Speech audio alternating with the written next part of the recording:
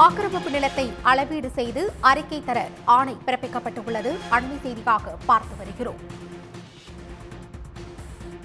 ஆவடியில் தம்பிதுரைக்கு சொந்தமான Saint Peter's கல்லூரி நிலங்களை ஆக்கிரமித்து விடுதி கட்டியதாக வழக்கு தொடரப்பட்டுள்ளது.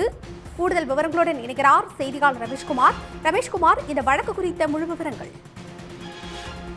அதிமுகவினுடைய மாநிலங்களவை உறுப்பினர் தம்பிதுரையினுடைய கலை அறிவியல் மற்றும் பொறியியல் கல்லூரி மற்றும் பல்கலைக்கழகம், அதாவது saint Peter's college of engineering technology என்ற கல்லூரி சென்னை அடுத்த கோணாம்பேடு கிராம நிலங்களை ஆக்கிரமித்து மின்சார துணை நிலையம் மற்றும் தனியார் பாதை, மாணவ மாணவிகள் தங்கும் விடுதி கட்டி உள்ளதாக கூறி கோணாம்பேடு கிராம பொதுநல சங்கத்தின் சார்பில் இந்த வழக்கு என்பது சென்னை உயர்நீதிமன்றத்தில் தொடரப்பட்டிருந்தது.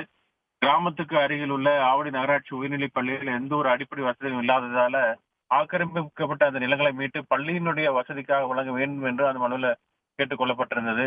இந்த வழக்கு தான் நீதிபதிகள் எஸ் எம் சுப்பிரமணியன், குமரப்பன் அமர்வு முன்பு இன்று மீண்டும் விசாரணைக்கு வந்தது. அப்போது அரசு தரப்புல தாக்கல் செய்யப்பட்ட சில சர்வே அறிக்கைகள் தாக்கல் செய்யப்பட்டது. ஆனால் அதுல சரியாக இல்லை. அதுல அதிருப்தி தெரிவித்த நீதிபதிகள் அந்த கிராமத்தில் ஆக்கிரமிக்கப்பட்ட நிலங்களை மீண்டும் அளவீடு செய்து ஒரு விரிவான அறிக்கை 2 வாரங்கள்ல அளிக்கும்படி மாவட்ட வருவாய் அதிகாரிக்கு உத்தரவிட்டு அந்த விசாரணை ஒத்தி வைத்திருக்கிறார்கள்.